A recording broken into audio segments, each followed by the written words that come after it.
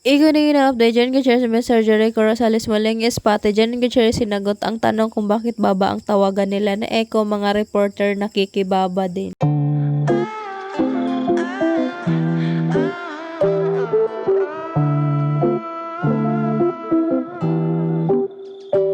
Alright, what's up guys? Welcome back po muli sa aking YouTube channel. So for today's video update, for tonight's video update, ikunin update, Janine Gutierrez at Mr. Jericho Rosales muling spotted. Samantala, Janine Gutierrez sinagot ang tanong kung bakit baba ang tawagan nila ni Echo. Mga reporter nakikibaba din during the Lavender Fields final media day. Samantala, Janine Gutierrez pass muna sa pagiging kontrabida.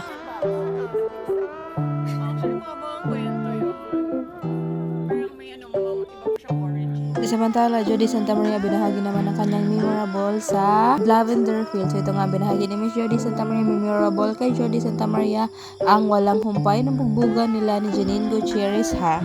Sabi ni Jody na sa tinagal-tagal ng mga eksena nila ni Janine sa Lavender Fields ay wala siyang natatandaan na nasasabunutan sila dahil mas madalas talaga nagbubugbugan sila. Dagdag pa nga ni Miss Jody Santa Maria, memorable rin talaga sa akin ang mga scene ko with Janine kasi lagi kami nag-aaway kapag nakikita kami nagsasalpukan, nagtatalakan. Memorable kasi kapag nakikita kami hindi kami nagsasabunutan kundi nagbubugbugan kami, kwento ni Jody. Pero ano ba ang pinaka-challenging na ginawa nila ni Janine sa Lavender Fields? Ito yung time na nahuli ni Iris si Jasmine sa party at ito yung isa sa mga longest na fight namin kasi ang daming numbers na kabadong-kabado kami na first time namin gagawin na kami lang dalawa. So ayan nga ang binahagi ni Miss Jody Santa Maria. Dagdag pa nga ni Miss Jody na hindi naman sila umabot sa sakitan talaga. Kung may nasaktan man sa kanilang dalawa ni Miss Janine during their fight scene guys, hindi po yun sadya kasi nga syempre pag nasa fight scene ka, hindi mo naman sasadyain na